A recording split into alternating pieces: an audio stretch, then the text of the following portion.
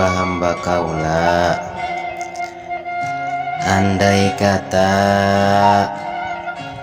di awal para pendahulu anjeun sampai terakhirna araranjeun, naha ti golongan manusia atau ti golongan jin.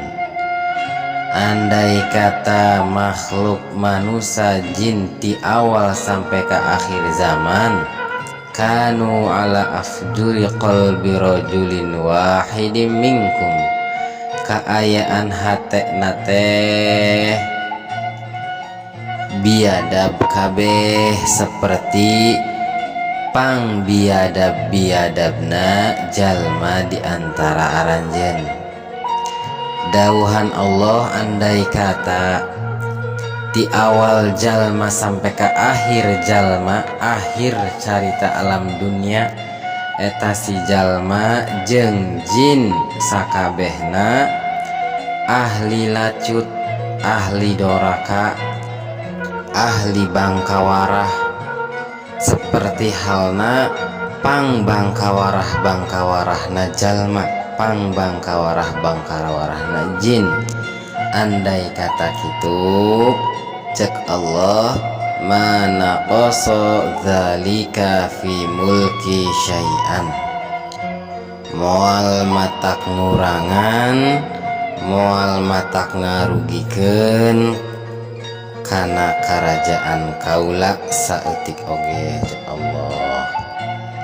Jadi andai kata seluruh manusia jeung jin di awal sampai ke akhir zaman maksiat kabeh, doraka kabeh, bahkan kadorakaanana teh seperti pang doraka-dorakana jalma doraka, bajidor pisan, seluruhna teh bajidor, seluruhna teh doraka ka Allah. Tah cek Allah, moal matak ngurangan kana kerajaan kaula saeutik oge, moal matak ngaruh, moal matak ngarugikeun kana kerajaan kaula, cek Allah. Jelas nama Allah mah teu diuntungkeun ku ibadah urang, oge teu dirugikeun ku maksiat urang, teu dirugikeun ku maksiat urang. Bahkan andai kata saisi dunia maksiat kabeh ka Allah, Allah henteu rugi. Andai kata saisi dunia ibadah ka Allah, Allah henteu diuntungkeun. Sabab kabeh ieu boh ibadah boh maksiatna kembalina ka diri urang.